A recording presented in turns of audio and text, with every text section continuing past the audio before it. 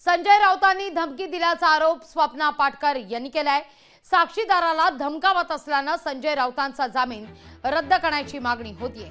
तर शिवसेनेने देखील संजय राऊतांविरोधात आक्रमक भूमिका घेतली असून त्यावरून उद्धव ठाकरेंवर टीकास्त्र डागलंय।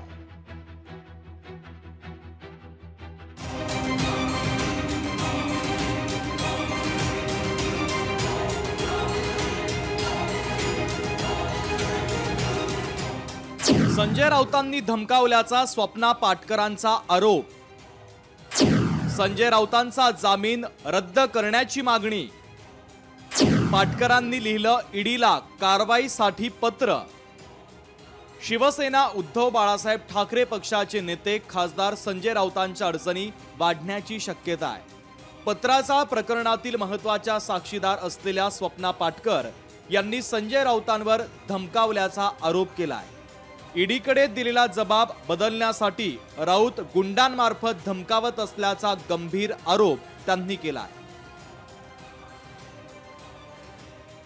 27 ऑगस्ट रोजी दुपारी 3:13 मला एका नंबरवरून कॉल आला, जिथे कॉलरने मला विचारलं की मी वर्तमानपत्र पाहिलं आहे का।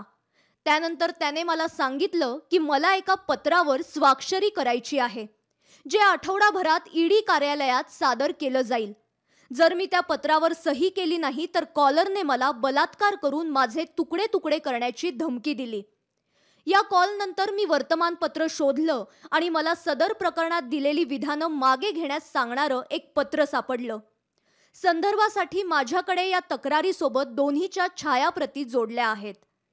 कॉलरने मला पत्रावर स्वाक्षरी करण्यास सांगितलं होतं, ज्यात असं नमूद केलं आहे की खासदार संजय राऊत आणि एका राजकीय पक्षाचा कथित नेता यांच्या विरुद्ध सदर प्रकरणांमध्ये मी दिलेली विधानं मागे घेण्यात आली आहेत। मी तुमच्या निदर्शनास आणून देऊ इच्छिते की सदर प्रकरणातील आरोपी आणि त्याचे गुंड हे साक्षीदाराला सतत धमकावत असतात। या प्रकरणातील आरोपी हा संसद सदस्य आहे, तसंच भ्रष्टाचार आणि फसवणुकीच्या प्रकरणात आरोपी आहे, ज्याची मी साक्षीदार आहे। हीच बाब लक्षात घेऊन या गुन्ह्याचा निर्णायक तपास आवश्यक आहे आणि त्यामुळे आपणास नम्रपणे विनंती करते की या प्रकरणाचा त्वरित तपास करावा। स्वप्ना पाटकर।